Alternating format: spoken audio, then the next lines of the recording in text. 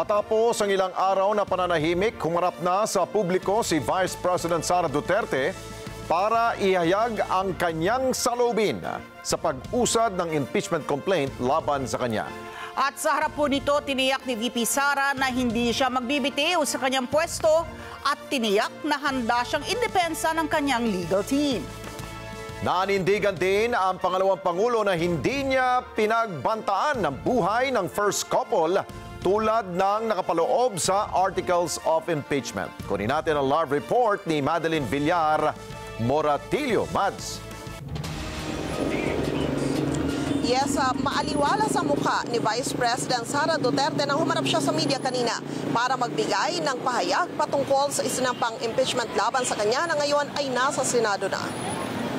Ilang araw matapos maiakyat sa Senado ang impeachment laban kay Vice President Sara Duterte, humarap na siya sa publiko. Sa kanyang binasang mensahe para sa sambayan ng Pilipino, nagpasalamat siya sa mga sumuporta at nagmahal sa kanya. Ukol sa planong impeachment sa mga nakaraan na buwan. Ang tanging masasabi ko na lamang sa puntong ito ay God save the Philippines. Manalig kayo dahil sa taong bayan ang tagumpay. Tiniyak rin niya na hindi siya magbibitiw sa pwesto. Wala pa tayo doon, ma'am, na masyado pang malayo yung mga ganyan na mga bagay. Tumanggi namang magkomento ang Vice Presidente sa mga tanong kung ano ang nararamdaman niya sa tila pagtataksil ng mga dating malapit sa kanyang kongresista na pumirma sa impeachment complaint. Wala akong feelings about it. Kasi kung napapansin nyo, wala naman kasi talaga akong barkada na politiko. I don't join their circles, but we are friends, yes. But kung ninong at ninang lang ng mga anak, walang ninong at ninang na politiko ang mga anak ko. Maliban kay Stonefish, dahil nandoon si former President Erap Estrada. So I don't move in the circle of politicians. Kaibigan, yes. But to say that meron akong close relationship, personal relationship with them, wala naman. Kaya siguro, ganyan din siguro kadali sa kanila ang magdesisyon about the impeachment. Hindi rin siya nagbigay ng reaksyon na una sa listahan ng mga kongresistang pumirma sa impeachment si Presidential son at Ilocos Norte Congressman Sandro Marcos. Ayon kay VP Sara, handa na ang kanyang legal team para idepensa siya sa impeachment pero hindi niya sinagot kung kabilang rito ang ama na si dating Pangulong Rodrigo Duterte. Well, he is welcome. He is a lawyer. Hindi pa rin daw sila nakakapag-usap ulit na mag-ama mula nang umakyat sa Senado ang impeachment. Pero nagpadala na siya ng mensahe rito. Everything will be all right. Yun ata ang sinabi ko. His reply was a song, MacArthur's Park.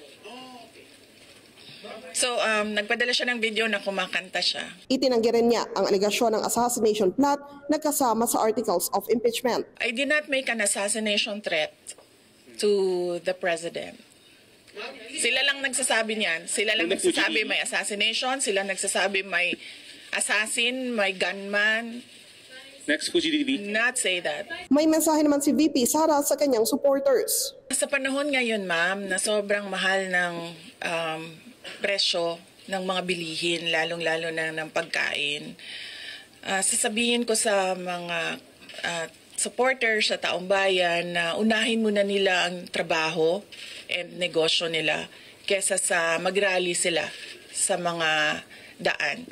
Dahil marami o lahat tayo breadwinners.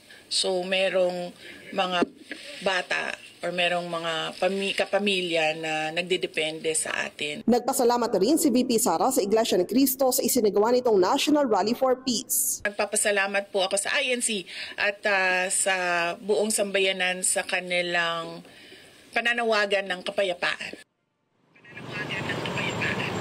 Sa huli ay nagbiro pa si VP Sara na mas masakit pa ang maiwanan ng boyfriend o girlfriend kaysa ang ma-impeach ng House of Representatives. Natanong din siya patungkol sa plano sa 2028 kung sasabak ba siya sa presidential elections. Ang sabi niya, malayo pa naman tayo doon, pero una niyang sinabi sa mga nakaraang panayam na seryoso rin niyang ikinukonsidera yung pagsabak sa presidential elections. Pero titignan pa rin daw nila yung mga numero at lalo na yung mga survey. Balik sa inyo dyan, Alex. Okay, Mads, natanong ba siya tungkol sa naging pagpapasya ng mga mambabata sa mataas sa kapuluan ng Kongreso na iniurong muna or gagawin ang pagtalakay sa usapin ng Articles of Impeachment sa Hunyo 2? Hindi niya sinagot yung patungkol sa bagay na yan, Alex. So, medyo limitado lang din yung mga sinasagot niyang tanong kanina. At kapag hindi niya sasagutin yung tanong, ay sinasabi niya na I will not answer that question. Okay, maraming salamat sa iyo, Madeline Villar Moratillo. Mata natin dyan ho sa tanggapan ng pangalawang Pangulo. Maraming salamat sa inyo pong pagsubaybay sa Mata ng Agila Primetime. Para malaman ang matatag, matapang at matapat na mga balita, i-follow lamang at mag-subscribe sa AtNet25 TV.